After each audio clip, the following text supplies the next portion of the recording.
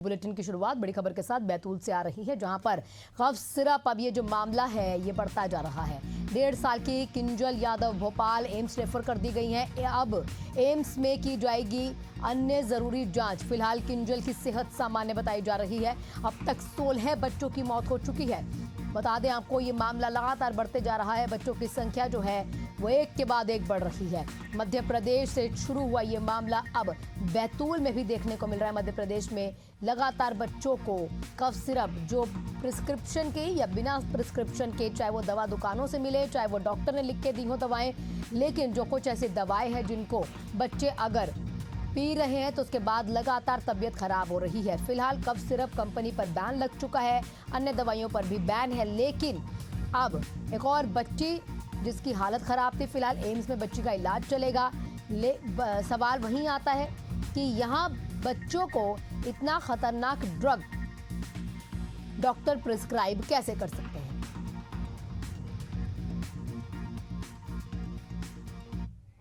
आंध्र प्रदेश के doctor BR Ambedkar Konaseema जिले के रायवरम में बुधवार को एक पटाखा फैक्ट्री में अचानक भीषण आग लग जाती है और इसके बाद कई बार बड़े धमाके हुए। इस हादसे में 6 लोगों की मौत हो जाती है, जबकि कई लोग घायल हुए। मृतकों का आंकड़ा बढ़ भी सकता है। पटाखा बनाने के दौरान ही शॉर्ट सर्किट से ये आग की आशंका जताई गई है। घटना के कई वीडियो सामने आ चुके हैं। एक वीडियो में पूरी फैक्ट्री आग की लपटों से घिरी दिखाई दी।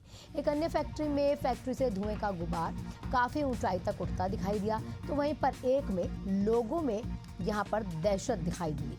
सीएम चंद्रबाबू नायडू ने अधिकारियों को घटनास्थल पर जाने के निर्देश दिए हैं। नायडू ने सोशल मीडिया हैंडल एक्स पर लिखा है कि इस दुर्घटना में कई लोगों की जान जाने की खबर से गहरा दुख पहुंचा है। मैंने अधिकारियों से दुर्घटना के कारणों और वर्तमान स्थिति के साथ राहत कार्यों के और चिकित्सा सहायता के बारे में जानकारियां साझा करने के लिए भी कहा है और मैंने बात भी की है। 4 अलग अलग तस्वीरें आपके सामने। पटाखा फैक्ट्री में भीषण आग लगी। मध्य भारत और छत्तीसगढ़ के सबसे लोकप्रिय और विश्वसनीय satellite channel Asian news Bharat की खबर से पड़ोसी देश पाकिस्तान बौखला चुका है। एशियन न्यूज के एक पोस्ट को पाकिस्तान में हजारों लाइक्स मिले और इसी बात पर वहां की सरकार को मिर्ची लगी। एशियन न्यूज ने सोशल मीडिया प्लेटफॉर्म एक्स पर पाकिस्तान की महंगाई, वहां की आवाम की बदहाली, पाकिस्तान सेना का प्रदर्शनकारियों के खिलाफ दमनकारी अभियान, इसकी खबर पोस्ट क्या की। अब इस पोस्ट के बाद वहां की सरकार का जो पिट्ठू दूरसंचार है प्राधिकरण ने इस पोस्ट को हटाने की धमकी देनी शुरू कर दी। सोशल मीडिया प्लेटफॉर्म एक्स पर पाकिस्तानी दूरसंचार प्राधिकरण ने इस पोस्ट को हटाने की धमकी क्या दी और इसमें यह दावा भी करने लगा कि निम्नलिखित सामग्री पाकिस्तान के कानूनों का उल्लंघन करती है। लेकिन हम यानी एशियन न्यूज पाकिस्तान की सरकार और उनके पिट्ठू दूरसंचार प्राधिकरण को आगाह कर देते हैं कि एशियन न्यूज ऐसी किसी भी धमकी से डरने वाला नहीं है। एशियन न्यूज का मोटो ही वॉइस ऑफ पीपल है, यानी लोगों की आवाज, जनता की आवाज, और हम जनता की आवाज दबने नहीं देंगे। हम एक बार फिर पाकिस्तान की सरकार को यह चेतावनी दे रहे हैं कि वो चाहे कितनी भी धमकियां दे, हम डरने वाले नहीं। हम दिखाएंगे हकीकत, बदहाली का हर मंजर सामने आएगा पाकिस्तान का, क्योंकि हम है वॉइस ऑफ पीपल। एक बात और, शायद पाकिस्तान की सरकार और वहां के सरकारी नुमाइंदे ये भूल गए कि वर्ल्ड बैंक, चीन, अमेरिका और खाड़ी देशों के पास कर्ज मांगने के लिए गिड़गिड़ाने वाला ये देश कोई और नहीं, ये पाकिस्तान है। और ये जो POK के हालात जो है हम दिखा रहे हैं, ये कोई झूठ नहीं है। बलूचिस्तान में क्या हो रहा है, सिंध और खैबर पख्तूनख्वा में क्या हो रहा है, वहां की आवाम की माली हालात क्या है, अगर ये सब कुछ याद नहीं है तो हम दोबारा याद उनको दिलाएंगे। ये तस्वीरें एशियन न्यूज दिखाएगा।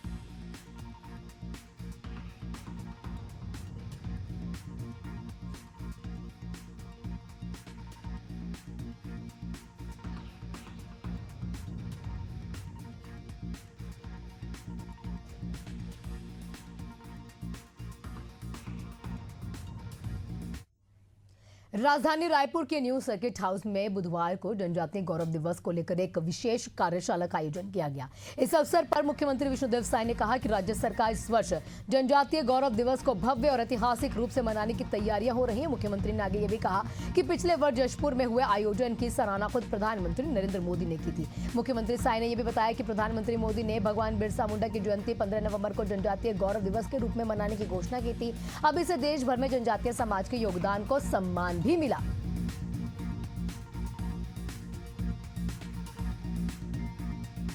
15 नवंबर भगवान बिरसा मुंडा की जयंती है और हमारे देश के यशस्वी प्रधानमंत्री श्री नरेंद्र मोदी जी ने भगवान बिरसा मुंडा की जयंती को 15 नवंबर को जनजातीय गौरव दिवस घोषित किया है। आज़ादी की लड़ाई में जनजाति के समाज के लोगों का भी बहुत बड़ा योगदान रहा है। भगवान बिरसा मुंडा मात्र 25 वर्ष ही जिए, लेकिन अंग्रेजों के दांत खट्टे उन्होंने कर दिए।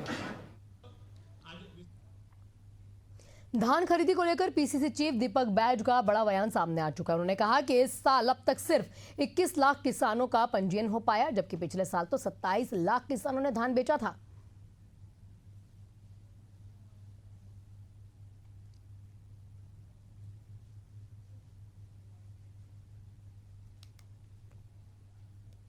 जिस तरह से जो लगातार समाचार पत्रों के माध्यम से आ रहा है कि अगले नवंबर से 32 लाख राशन कार्ड निरस्त करने का सरकार षड्यंत्र कर रही है,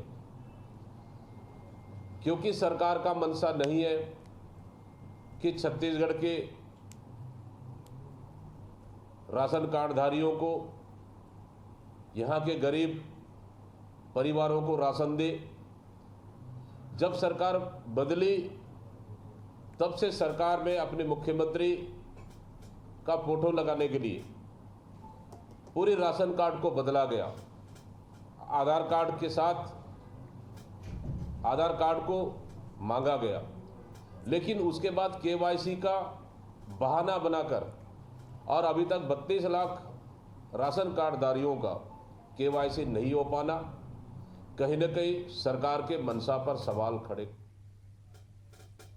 छत्तीसगढ़ के पूर्व मुख्यमंत्री और विधानसभा के अध्यक्ष अपने 2 दिवसीय दौरे पर जगदलपुर पहुंचे, जहां पर दंतेश्वरी एयरपोर्ट पर बीजेपी नेता कार्यकर्ताओं ने उनका गर्मजोशी से स्वागत किया। जानकारी आपको ये भी दे दें कि रमन सिंह जगदलपुर के लालबाग में आयोजित स्वदेशी मेले के समापन कार्यक्रम में शामिल होने के लिए पहुंचे हुए थे।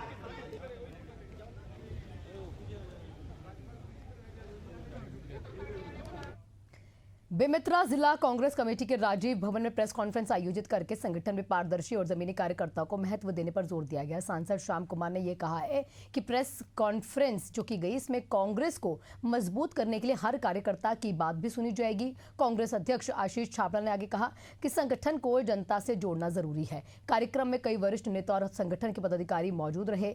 अंत में कार्यकर्ताओं से पार्टी की विचारधारा को जन जन तक पहुंचाने का आह्वान किया गया।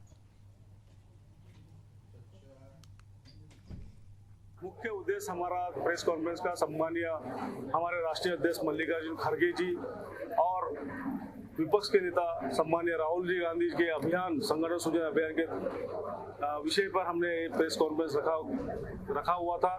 इसी के मध्य हमारे संगठन सृजन के माध्यम से जो भी प्रक्रिया यहाँ पे हमारी हो रही है संगठन सृजन की, कि किस तरीके से जिला अध्यक्ष का चयन होगा, किस तरीके से संगठन को मजबूत किया जाएगा, इसी सारी प्रक्रिया के लिए यहाँ पर माननीय खड़गे जी, राहुल जी के माध्यम से, EIC के माध्यम से मैं यहाँ पर आया हूँ। मैं रामटेक सांसद महाराष्ट्र से श्याम कुमार भरवे, और मुझे ये जवाबदारी बेमेतरा की मिली हुई है। इसको हम हमारे यहाँ के सारे सीनियर्स, सारे युवा, सारे महिला विंग्स, सभी से चर्चा कर सभी से विचार विमर्श कर एक 20 तारीख के पहले हमें ये सारा प्रक्रिया पूरी कर भेजना हुआ, AICC भेजना है, और जल्दी 20 तारीख के बाद में 10 से 15 दिन के अंदर यहाँ का नया अध्यक्ष आपको मिल जाएगा। मोहन यादव की अध्यक्षता में चल रहे 2 दिवसीय कमिश्नर कलेक्टर कॉन्फ्रेंस का आज दूसरा दिन रहा और इसी कॉन्फ्रेंस में कानून व्यवस्थाओं के साथ साथ ग्रामीण जनजीवन से जुड़े कई महत्वपूर्ण बिंदुओं पर चर्चा हुई। लेकिन अब इस प्रेस कॉन्फ्रेंस को लेकर सियासत हो रही है। नेता प्रतिपक्ष उमंग सिंघार ने कलेक्टर्स को बेलगाम घोड़ा बता दिया तो नेता प्रतिपक्ष ने यह भी आरोप लगा दिया कि अधिकारी अपनी मनमानी करते हैं।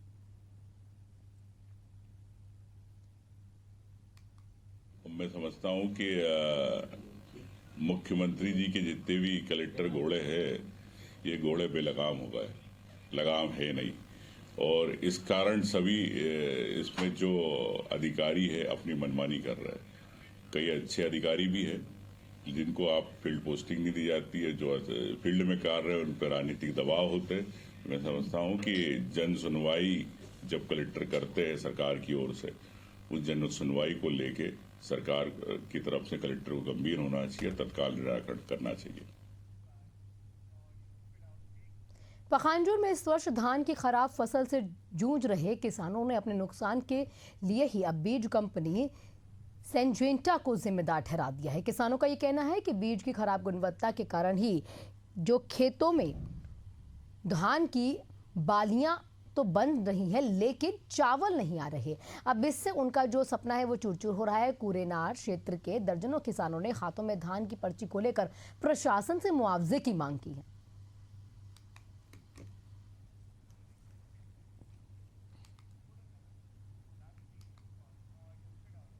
सक्ती जिले के ढबरा स्थित आरकेएम पावर प्लांट में मंगलवार देर रात बड़ा हादसा हो गया। इसे मेंटेनेंस के दौरान मजदूरों को ले जा रही एक लिफ्ट करीब 40 मीटर की ऊंचाई से अचानक से गिर गई।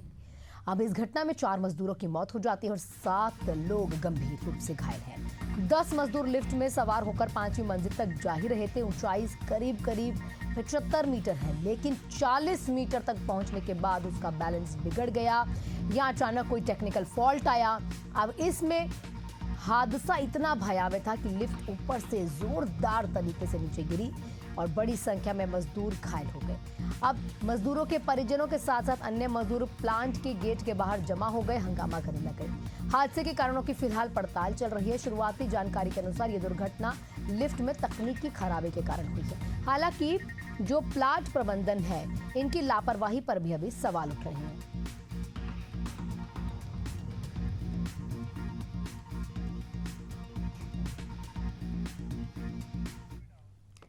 छत्तीसगढ़ को आंध्र प्रदेश और तेलंगाना से जोड़ने वाला नेशनल हाईवे 30 अब सड़क नहीं यहां पर बन रही है क्योंकि गड्ढों का सफर यहां पर बन चुका है। खास करके जगदलपुर से सुकमा के बीच के हालात तो इतने खराब है कि राहगीर समझ ही नहीं पा रहा है कि गड्ढों में सड़क है या सड़कों में गड्ढे।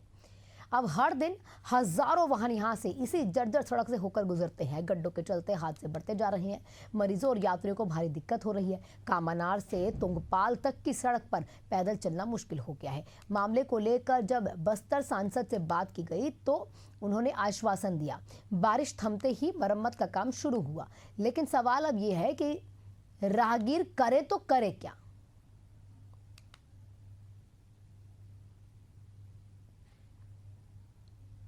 रोड में भैया ऐसा देखें कि भैया वहाँ पे पैदल चलने के लायक रोड नहीं है भैया। आदमी हिचकिचाएगा।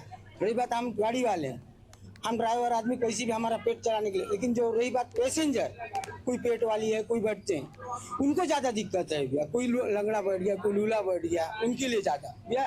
चाहे कोई भी गाड़ी जाए, ऐसा नहीं कि गाड़ी अगर वहाँ नहीं टिकता होगा, कम से कम जहाँ पे 5 मिनट लगना है वहाँ पे 1 घंटा लगता है भैया।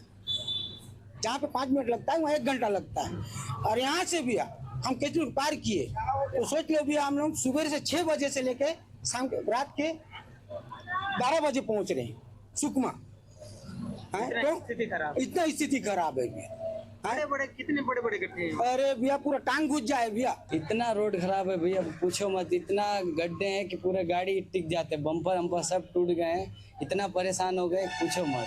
रोज दिन आके परेशान, जहाँ 1.5 घंटा लगता था अब 3 घंटा लगता है पहुँचने में, जगदलपुर से सुकमा पहुँचने में। अच्छा जी गाड़ी घटना दुर्घटना भी होता है? बहुत होते हैं, आए दिन गाड़ी एक ना एक फंसे रहते हैं। जैसे ट्रक हो गए, अब जैसे आज सुबह की बात है कि ट्रक आ रही थी और सामने से कार आ गया तो बेचारा कार वाला खेत में घुस गया।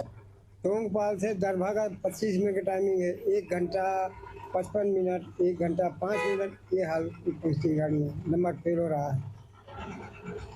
कितने खराब है? बहुत जर्जर हो गई है। कौन सा गड्ढा बचा है ड्राइवर, कौन सा गड्ढा में पूरा है, ये हालत है। कितना परेशानी होता है यात्रियों को और आप? अरे यात्री को तो परेशानी मत पूछो, यात्री तो बहुत परेशान हैं। कुछ लोग मजबूरी में दंतेवाड़ा घूम के आते हैं, लेकिन कोई सुधार करने वाला? कोई बोलने वाला नहीं है, सब नेता लोग नगरी है।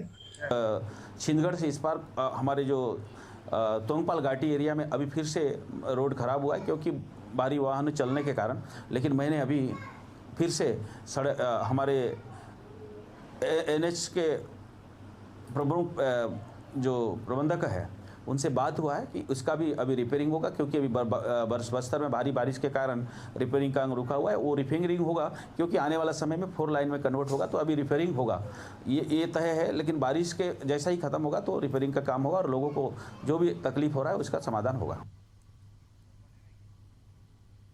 राहगीरों को काफ़ी परेशानी इस मामले पर झेलनी पड़ रही है, क्योंकि देखिए जिस तरीके के सड़क के हालात हैं कहीं ना कहीं हादसों को न्योता दे रहे हैं। आए दिन यहाँ पर भारी वाहन जब गुजरते हैं तो अगर छोटे वाहन होते हैं और गड्ढे वहाँ पर होते हैं तो बैलेंस बिगड़ जाता है। आए दिन कोई ना कोई यहाँ अपनी जान को खतरे में डालकर इस सड़कों पर चल रहा है। गड्ढों में तब्दील हो चुका है पूरा नेशनल हाईवे। आपको तस्वीरों में देखकर भी ये अनुमान लगाना मुश्किल होगा कि नेशनल हाईवे है जो 2 राज्यों को जोड़ता है। ये देखिए, फिलहाल यहाँ जो माननीय है उनका कहना है कि बस्तर में भारी बारिश के कारण या भारी वाहनों के कारण ये सड़कें जो हैं अभी टूट चुकी हैं, इनकी रिपेयरिंग होगी। लेकिन बारिश एक वजह ऐसी है जिस कारण ये अभी रिपेयरिंग का काम रुका हुआ था। राहगीरों को काफ़ी परेशानियों का सामना करना पड़ रहा है, क्योंकि आए दिन इन गड्ढों के कारण कोई ना कोई हादसे यहाँ होते रहते हैं। छोटे वाहन, क्योंकि नेशनल हाईवे है, छोटे वाहन जहाँ पर होते हैं और बड़े वाहन ट्रक ट्रॉली के जैसे बड़े वाहन होते हैं, और अगर बैलेंस बिगड़ जाता है तो कोई ना कोई हादसों का शिकार होता ही है।